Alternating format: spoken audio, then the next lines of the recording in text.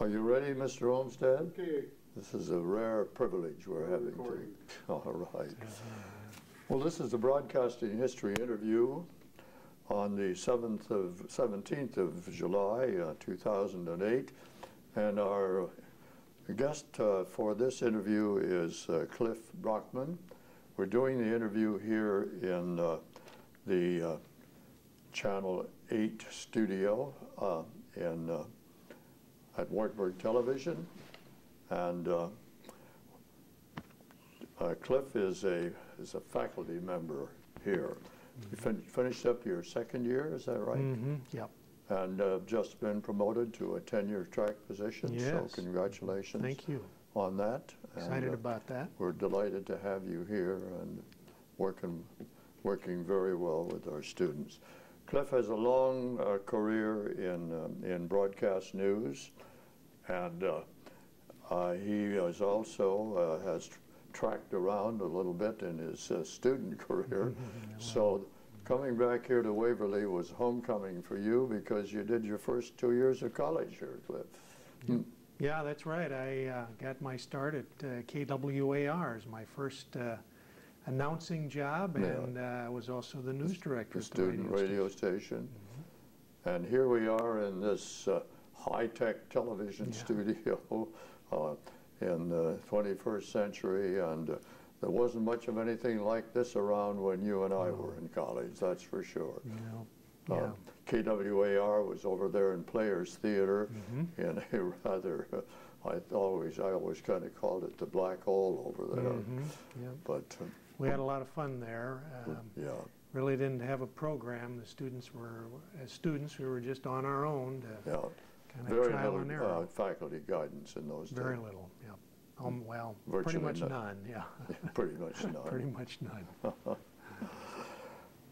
So you were the news guy. That suggests that you had an interest. Well, let's kind of time goes. Let's put a time frame on it. Okay. What's your Wartburg years here were in? Well, it was 71 to 73 here. 71 to 73. And I transferred to Iowa State because I met Jack Shelley. Yeah. And you weren't here, of course, at that time. You were at Channel 7. I met Jack Shelley and was just, bowled over by him, and was excited to go there then and get my journalism degree from Iowa State. He was absolutely a unique figure in broadcasting and also in the field of teaching. Those of you who had the privilege of having him as a teacher, I think must have I know you all benefited greatly from it. Oh, yeah. He touched so many lives. Yeah, I of course learned many lessons about writing and interviewing from him that I still think about today. It was great to hear his stories from his long career, but he was more than just telling stories. He was about teaching us how to be journalists. Yeah. It was just I still stay in touch with Jack, of course, as do many of his former students, and just really enjoy thinking about those days with him. Well, I'm sure you do. During your student days in Ames, you also did some radio at KASI? Actually, it was KLFM. KRFM. It was an independent FM station there, but I did, I worked there 2 years. Okay. It was one of those, it was a professional commercial station. Sure. It was one of those stations, it was mostly rip and read, but I went in at 5:30 in the morning and got the station on the air and got things set up and did the newscasts every half hour, so it's a great experience, yeah. Well, so your first job after graduating was in a part of the state that is quite familiar to me, a set of call letters that I remember because when I was beginning my career, a young colleague of mine decided to leave announcing and apparently had some funding and put that station KAYL on the air in Storm Lake. Oh, okay, I didn't know that. Yeah. Who was that? I can't remember his name.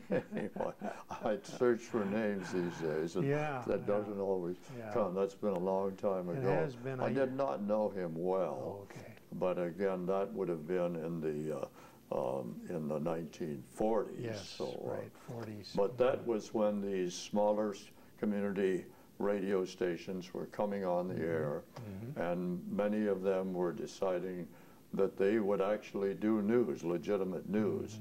And that's what you were hired to do, was cover the local community and do local news, right? I enjoyed that tremendously, right? I started out as a one-person news department, as so many of them were, covered, I think it was 4 or 5 counties closely, and then we had, I think, 16 counties that we, did lesser coverage on. Pretty well established AM radio station. It was, it was the station everybody listened to in that area for the news. Our noon broadcast was, very highly listened to, as was our 8 o'clock in the morning newscast. Those were our main newscasts.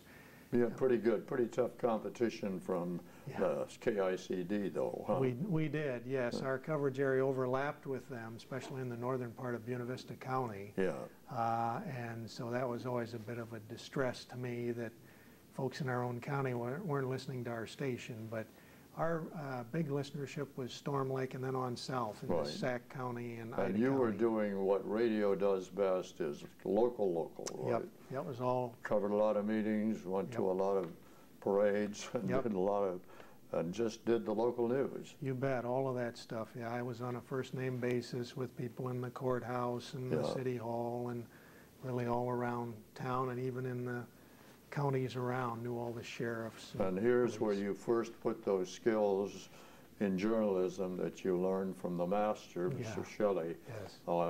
And a great place to do it. You're in a local community. You can get some pretty tough stories there, too. We did. And one thing I'll always remember, we talk about Jack, I had been there, I think, about a month, and the general manager, who I really got to know and be friends with as time went on, but he was a tough guy to work for, Chuck Nye, wanted me to do a story that I thought was a commercial. It was about some retail promotion. And, after Jack's classes, I had these ethics and being in journalism class, I had these high ideals. And I told him, no, I wasn't going to do that. And I didn't. And I'll never forget coming out of that news booth right after that, and him calling me into his office and telling me if I ever did something like that again, that when he told me to do it, I'd be fired. And I was shaking, but it did make a point that I had some ethics, and I was not just somebody like they'd had before, perhaps. And we reached a kind of a compromise on how to do that sort of stuff, and I think he really respected me in the end for doing that. But he would have had you doing it all the time if you hadn't stood your ground on it. And that's when I called Jack after that was over with. I said, Jack, what do I do here? Well, that's why it's so tough with young staff people. These managers cross that line, and it just totally corrupts the real news value that is really what management is selling. Fortunately, after that, never had another incident like that where they told me that they wanted me to cover something or not. They learned to trust my news judgment, and I was really thankful for Jack's advice. Pretty tough for young, just out of school journalists to do. I commend you for doing that. So I've tried to do that for my students, just tell them to, stay in contact with me. I really want to know what's going on, want to hear about what they're up to. And you better. I haven't had any frantic calls like that yet, but hopefully they'll feel not very many of them today would do what you did, unfortunately. Well, you're in Northwest Iowa, you're in radio, and there's a big voice coming out of Sioux City on Channel 9, right? Yes, the Major 9. Major 9. I never really understood what that was. It was just it was a Turner promotion gimmick. It was, yeah. In fact, Bill Turner was a general manager. Yeah. And kind of our nickname for him, when he wasn't around at least, was the Major. He was Major 9, yeah. we called him the Major. Yeah. So that was at Channel 9, the ABC affiliate. Yes. And so you went there at a time when that was a very dominant station. Yes, yeah, it was powerhouse. Very dominant. The first book that I was there, I went there as assignment editor. Yeah. And the first ratings book I was there, which of course I had nothing to do with, I had just arrived. Yeah. We had a 59 share for the 59 10 o'clock. share. Nobody would even approach that now with all of the internet, or not internet, but well, the internet and cable television stations. Well, and so Turner forth. took over that station when it was nothing, Yes. and built it to that kind of a powerhouse in Iowa and South Dakota and Nebraska. Yeah, it was really a powerful station. Right. He was again, a very contradictory individual, I think. Very much a promoter, very much a marketer. Yes. But I think the story over there suggests that he also had a real respect for news. Oh, yes. And he built that station on news. He did, yep. That was, you were right, exactly right. News was our mainstay.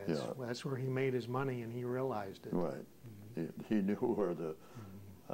and he had a lot of integrity with the news department, too. Yeah. You know, he certainly wanted to kind of know what was going on, but really did his best not to interfere with the news department and the news. Well, that's reassuring to hear you say, because I've heard others, I've had that opinion expressed by other people we have interviewed.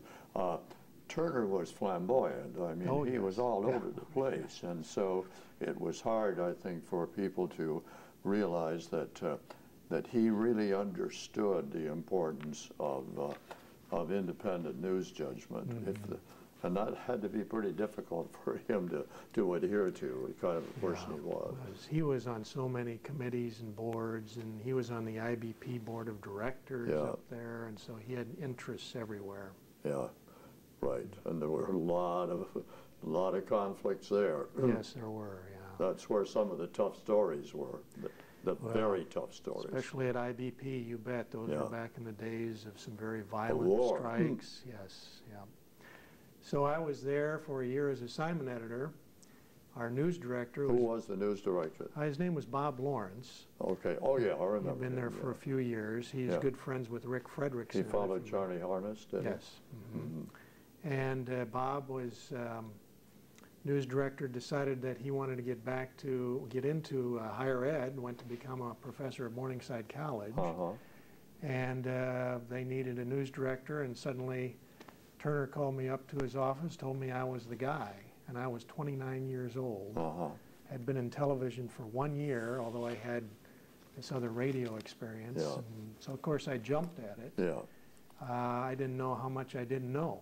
Well, it puts you, I mean, that's a pretty fast track. Yeah, it was. The problem for news directors almost universally is that we weren't trained to be managers. Right. And once you get to that point, that stage of development of television news, there's a huge amount of management going on there. There was a lot. Personnel, budgets, the whole thing. Yep. Exactly. I had a lot to learn about all those things, had no real background in it. And fortunately, there was another man there, maybe you know him, Jack Gilbert, who was the station manager and had been there a long time.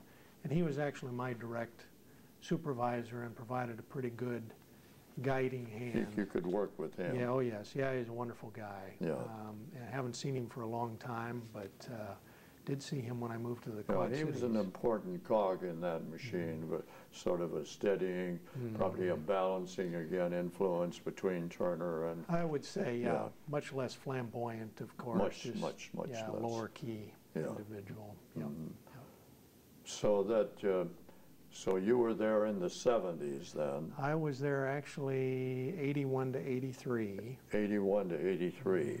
Well, yeah, right. You put in about 6 years at that radio 6 years station. at Storm Lake, yeah. Which much longer than I expected to stay there, but I really enjoyed that that experience at KAYL. And then as I went along, why they hired a second person for me to work with, so we had two of us out there hustling. And well, by the time that you left Channel 9, then they were starting to feel some heat from Channel 4, the new Channel 4, weren't they? They were, yes, they were. Blackhawk had taken ownership and had started rebuilding the station from just a shambles. Yeah, there was not much there. Turner had just run it into the ground. Exactly right. And the fellow that worked for you as the news director when I was there, Mike Beecher. Mike Beecher. Yep. Yeah. And Mike took over. He did. He went over there as a staff member and took over the. We got to know each other a little bit, even though we were rivals. Sure. We had that. I grew up in Cedar Falls and actually had seen him as a reporter, and so we had that connection. And so it was a friendly rivalry, I would say. He is a fine professional and a great friend and a colleague. So, so you decided to make a move to the Quad Cities market, Cliff. Yeah, then I went to the Quad Cities. WQAD? WQAD had decided I really didn't want to be a news director that badly. In fact, I learned to never say never, because I said I never want to be a news director again, although later I was. But went to WQAD then as assignment editor. Again, a much larger market at that time, not so much now, but I think it was the 73rd market maybe at that time, so it was a big market jump. Much bigger population area. It's an ABC affiliate there again. Well, QAD was, of course, that in a manuscript I'm working on, calling that chapter about Quad Cities the birthplace market. Oh, right. The first radio station, the first Iowa television station, and then you worked later for WHBF, which was one of the,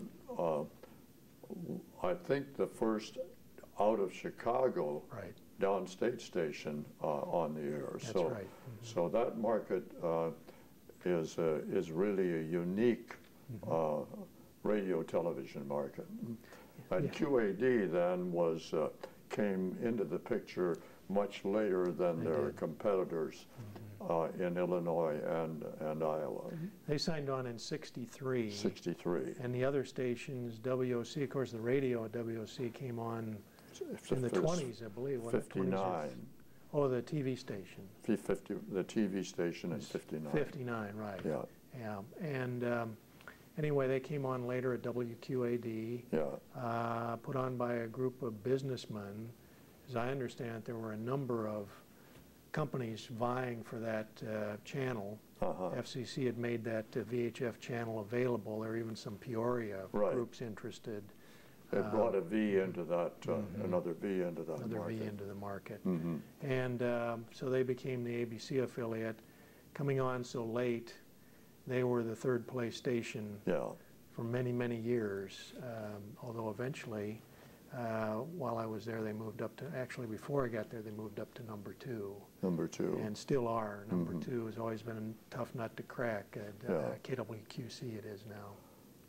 So we're now getting into the period where television, and this was, QAD was a TV only. The other two were both radio, television combination. Right. Their TVs had grown out of the radio side of it. Right, yeah, no radio. And kind of again, you were an ABC, a lot of those ABC stations had a lot of success in tapping into the younger demographics and news audience. Right, yeah, and I think it had to do with their programming. To, as time went along, ABC at one point was the #1 network. Oh, absolutely. They had Turner benefited greatly from that in Sioux City, of course. Yeah. And he dropped the CBS network over there. I'd forgotten about that. That's right. To take the ABC network. That is right. Yeah. And it was one of the supports of his success. And so QAD had when it came to demos, that's where they made their first inroads. They did, and they still are. They worked their way up to #2 overall, but they're very competitive. I know when I was still in the Quad Cities, I know it still exists, very competitive in the younger demos, which they tell me is what the advertisers want. Yeah. So who was the news director there at that time? News director that hired me was a guy named John Riches. He came after, it was a pretty turbulent era right before him. There was a fellow they'd brought in from Chicago who had done some reporting work and was a lawyer and really stirred things up, caused a lot of controversy, was very hard on the staff. And so John was a reporter there, a young reporter. He was only, I think, in his 20s also when they made him news director. Okay. But he did a good job of kind of calming things down, soothing the waters, and he was news director there for a number of years, and I worked under him as assignment editor. So. Do you remember, and I'm trying to think of his name, there was a guy who established his TV experience at Channel 7 and then moved to the Quad Cities and then went from there to Milwaukee. Were you there? I wasn't, but I'm trying to think who that is because I do remember that, but well, his name is not. I know he went to what QAD went on the air when? 63. 63. Yeah. So yeah, and you went in the you went in the 80s. I was there in 83. So you wouldn't, right? But he had that very early experience. I do remember somebody, station. but I can't think of his name. I just got a mental block on his name. Yeah. Size of the news operation? We had 20-some people, counting the anchors and the photographers. Which was pretty good size for that period of time. It was, and one of the things that we really enjoyed was we had a photography staff of 8 or 9, which was really pretty unheard of. I told my former colleagues at KCAU about that later, and they just drooled to have that many photographers. And our photographers did all the editing. Our reporters did very little editing. So they did the shooting and the editing. Well, I realized that, and I did an interview with Don Ryan a week or so ago, and there was a lot of one-man banding in that at that WOC news department. In fact, most of them were expected to shoot as well as report. I think that was the case earlier at QAD, but by the time I got there, they had gotten to be a big enough market that they felt they could employ that many professional photographers, and the photographers still are very proud of their work. They're all NPPA members there. But it sounds to me like you had maybe a considerably larger staff than they had at WOC. Yeah, I don't know for sure, but we did have a big staff. It was I don't think that staff was ever more than about 10, according to really? what I understood from Ryan. Yeah. Which surprised me. We even had an investigative reporter when I got there, which was really unusual for a station that size or a market that size. And it turned out some really good stuff, uncovered, some corruption in local government, things like that. Did some legitimate reporting. Oh yeah, it was legitimate investigative reporting, Well, that assignment editor's seat is a pretty hot place, isn't it? It is, yeah. I had actually had ulcers while doing that job, but I loved being an assignment editor. That became really my identity. I worked there 16 years, and 13 of those years I was the assignment editor. 16 years in that spot. Yeah, and I don't know how I look back now, I'm not sure how I survived being an assignment editor for that long. I was 13 years assignment editor, then 3 years as a producer.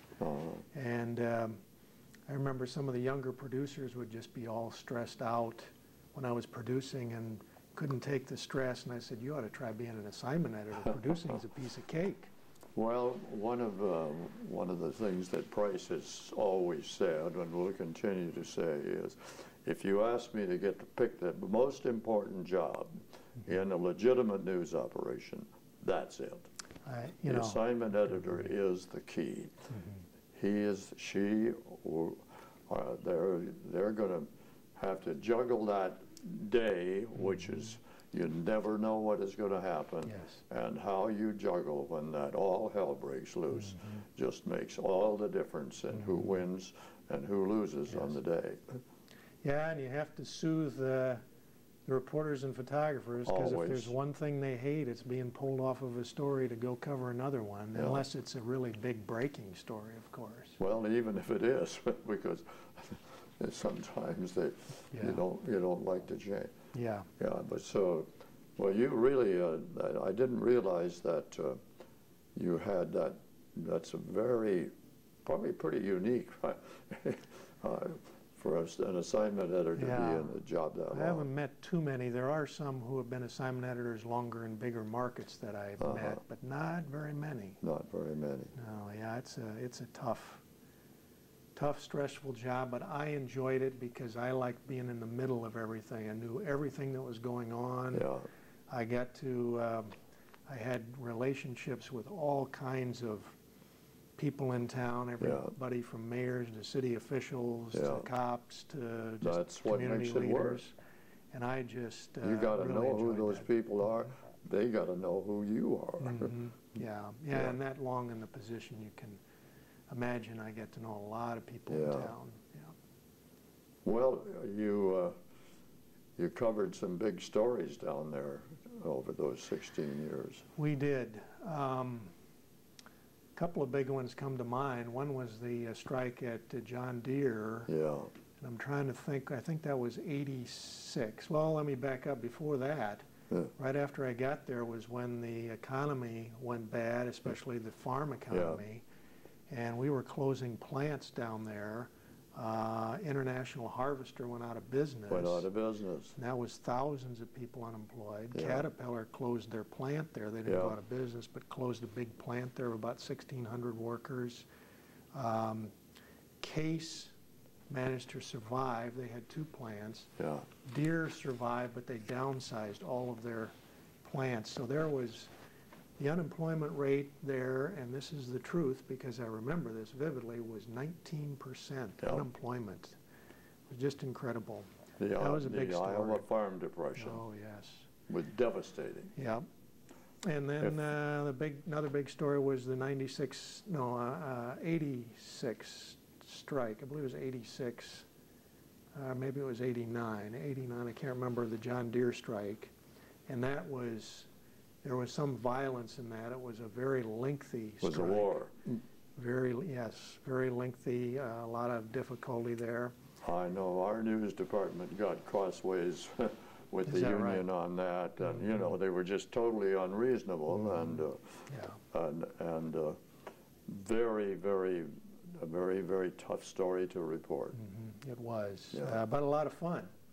I had a reporter who made some good inroads on that story, and between the two of us, me back in the newsroom and him out on the street, we made a lot of phone calls back and forth. Good and there cop, were bad cop. Yep, no cell phones, of course, so he had to scope out a payphone and you know, that sort of thing. But we had strikes are mean stories to cover. They can be, yes. You can't win in covering the strike story because neither side wants to any part of the other side's story really told.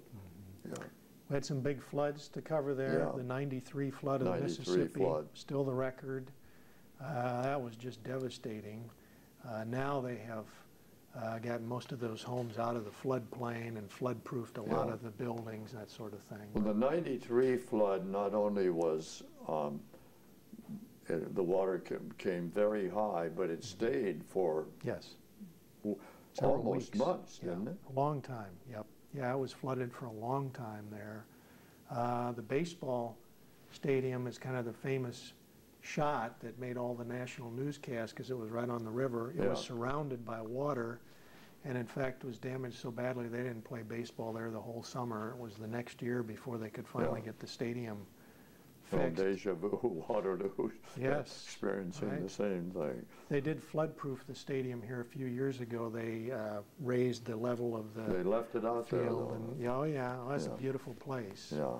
And put a what would you call it, flood wall around it.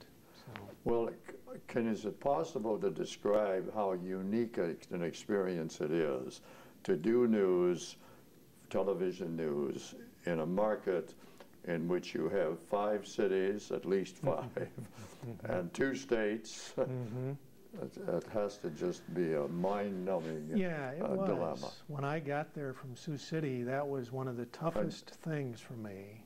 Was you had this big metropolitan area, Yeah. 250,000 or more So you people. had the experience in Sioux City, Oh yeah, but it's magnified in the Quad here, Cities. yeah, here you've got, as you say, 5 primary city councils, city governments to Yeah. deal with, much less a number of smaller towns, issues in each. Yeah. And so, yeah, it took some getting used to, and then after a while you get to know the individual issues and the different council members. And Well, you have to become selective. There's no yes. way that you can be local as a regional television station. Yeah, that's It has true. to be a Yeah.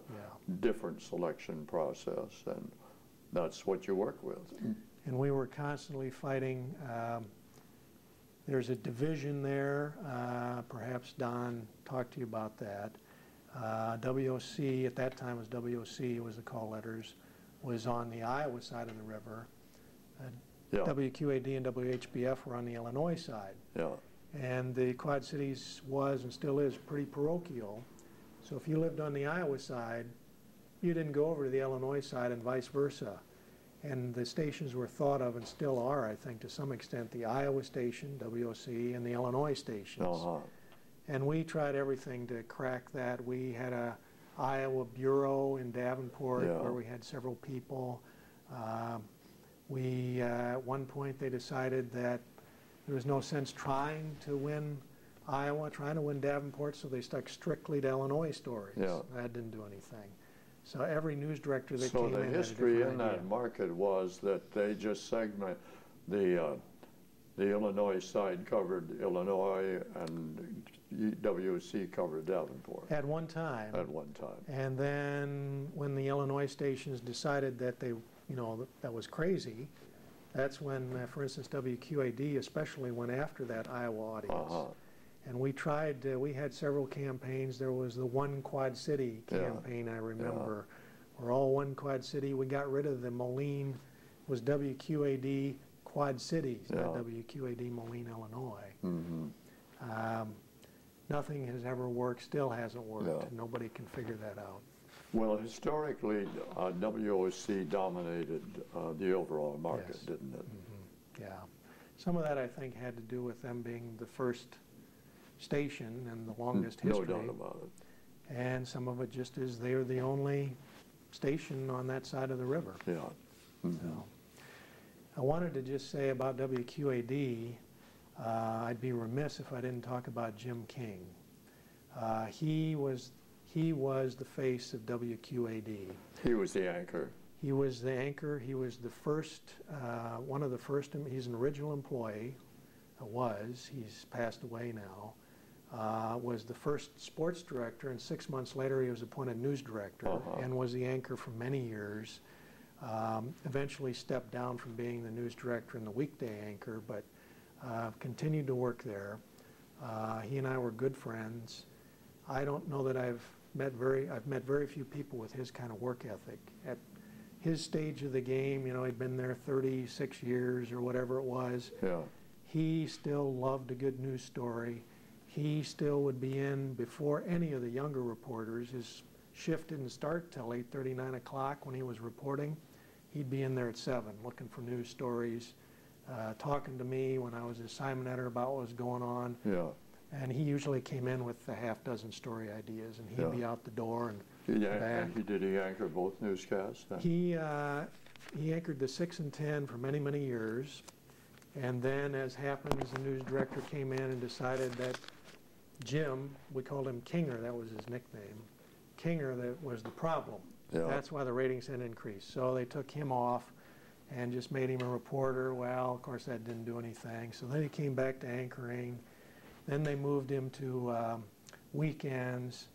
And really, he enjoyed doing the weekends, and that's where he finished up. He was a reporter during the week, weekend anchor. And he liked that because the bosses weren't looking over his shoulder. He really was basically a journalist. He was a newsman to his core, you bet. Yeah, and he... Jim King. Jim King. His name was actually... King, K-I-N-G. Yeah, King. His name was actually Jim Ketz, but back in those days, you know, a lot of people had air names, and they wanted him to have an air name, so he went with Jim King. Yeah. And that's how he was always known. I might also say that he was the host for the Jerry Lewis Labor Day Telethon. Oh, okay. And really was associated with that, and it became, instead of Jerry Lewis Telethon, it was the Jim King Telethon. That's how it was known in the Quad Cities. The Jim King Telethon. Yeah. He made appearances all year long, was raised, I don't know how many thousands and thousands of dollars for them. So besides the newsman, he also had was that public-minded individual, just a great guy that I miss greatly. So anyway, that's off track a little bit, but no, it we'll talk about him. It's very, very relevant, and he undoubtedly had a lot to do. That station really had a battle to fight with the entrenchment that was there, considering the fact that both those TV stations got on the air before the freeze. Oh, yes. They were there before television, right. And starting and inventing news, how to do news on television. It was very tough. Yeah, right. Yeah. Well, so you get to a point where somebody offers you the news directorship at WHBF. Yes. You remember back when I said I'd never be a news director again? Right. I decided I'd give it one more try, and by now I'd had a lot of experience. Yeah.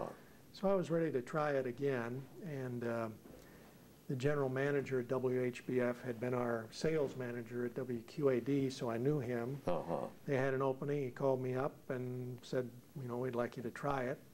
So I went over there, and I was news director for, I think, about 2.5 years at WHBF. That was WHBF kind of fallen on hard times as you took over there? Yes, the Potter family had started WHBF.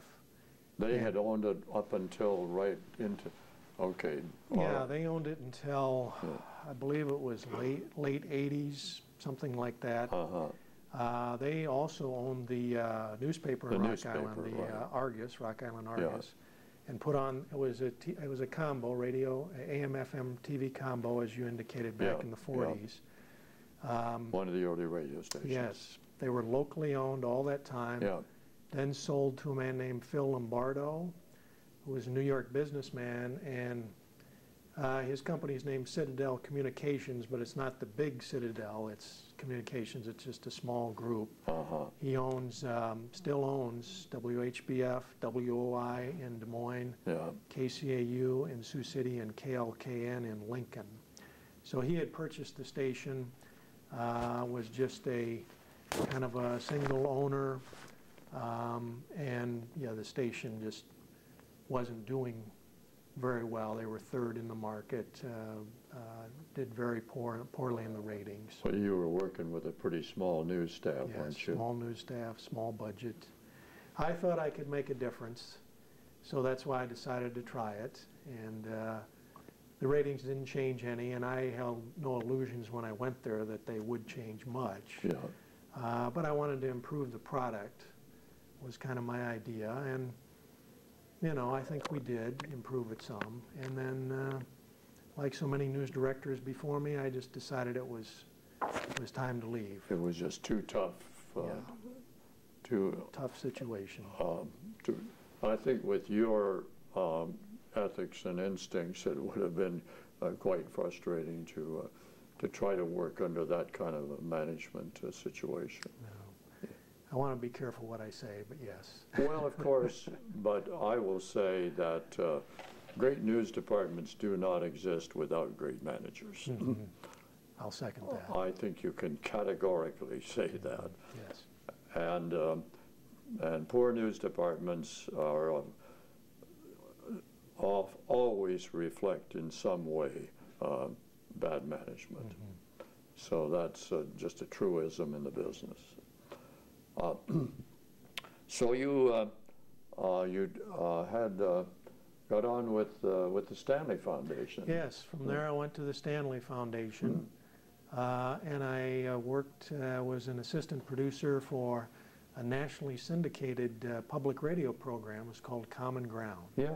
I enjoyed that immensely. It was a radio program about international affairs. Yes. Stanley Foundation was based in Muscatine, which was an unusual place for a foundation like that, but a Stanley family was the Stanley family. Yeah, they're well known, yeah. And they had this kind of hard to define the foundation. It was kind of a peace foundation. International affairs was their interest. Yeah. And they did not interfere with the radio program. We operated with complete autonomy, mm-hmm. which our only charge was to do this radio program about international affairs. Mm-hmm. I was the new guy, so I didn't get to travel abroad. My colleagues got to go all over the world. Yeah. But I did get to travel to New York, to the UN, to Washington, D.C., some other places around the country, quite a lot. Mm-hmm. Did a lot of interviews at the UN. Sure. So it was a tremendous opportunity. It was a great experience. It was, yeah. Really. Really. Well, Dave must have had a hard time keeping his hands off that radio station. Yeah, well, actually, this was his brother that ran the foundation, which was Dick Stanley. Oh, yes, I see what you're saying, yeah.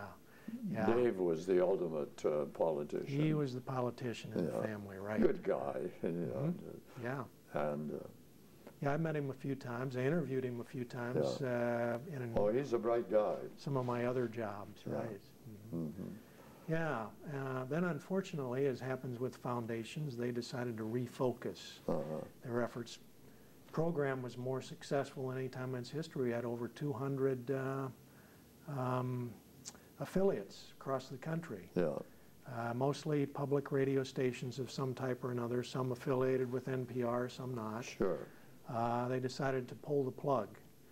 We'll go out on top is what the board decided, and want to use our money for some other things. And that's what foundations do. So suddenly, first time in my life, I was laid off, which is unusual in the broadcasting business. That's not the world's greatest feeling, but no, it wasn't. But you survived it very well, and in a very constructive way, decided to head in the direction of education. Mm-hmm. Right. That night on the way home, I said, you know, I've taken a couple of classes at the University of Iowa. I'd like to go back and get my master's degree. And my wife about had a heart attack. We have 3 children. Yeah. But I did. Taught while I was going to school there, and then taught another year at Iowa as an adjunct and at Augustana and Rock Island. And then came to Wartburg here. Bill Withers has been great, hired me here, and you were here, and it's just been, Jeff Stein, it's just been a great place to work. It's, I'm very, very appreciative of, and more so after doing this interview with you, it's a little strange over the years, you and I have been in a lot of the same places at different times, but we never sat down and talked about your career, and I've learned a tremendous amount about it, which is what we're supposed to do with these interviews. But you've got a marvelously balanced set of experiences, Cliff, to bring before students as part of the texture of your teaching, and it's certainly working here. We're so grateful to have you, and it looks like you're going to be around for a while. Well, it's very kind of you to say. I enjoy it a lot here, so I hope I am around for quite a while. You never know how things are going to go. Well, I have every reason to think you will be. This is pretty much of a gung-ho place, as this environment that we're taping this interview in. And of course, you have had your share of accolades over the years. You are a Jack Shelley awardee, and you had a long and distinguished role as the president of the Iowa Broadcast News Association. And you have developed sort of the the online dimension of IBNA communication. Probably not a lot of people know that. Yeah, as my master's project, why I developed an online newsletter, which is kind of my baby, and I enjoy doing that a lot. Well, and again, that's cutting edge, and you're fully capable of moving with this 21st century accelerating change, which I'm not. But it's been fun and still is. Yeah, it's the way we're moving right now. Who would have ever anticipated, even in the 90s, what was going to happen with news and information, that we'd have That's right. an internet and news websites, and of course that's where so many people get their news now. There's this teaching program here is not only theoretically teaching all those dimensions, but is giving students the opportunity to get directly involved in doing it hands-on. Yes, yeah, we're great here at Wartburg. That's the genius of this program, in my opinion. Which you started, by the way. Well, I'll take credit for starting it, but I didn't develop it to the extent where it exists today, and that's why it works as well as it does. Well, thank goodness you came along and got it started here. We would still be back in the KOR days with no guidance. Well, there was an in-between. They had started after you left.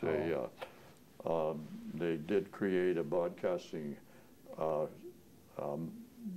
track in communication arts and had several courses in it. But of course there was no, KWAR was the only lab mechanism that was available. And there was, of course, the college was,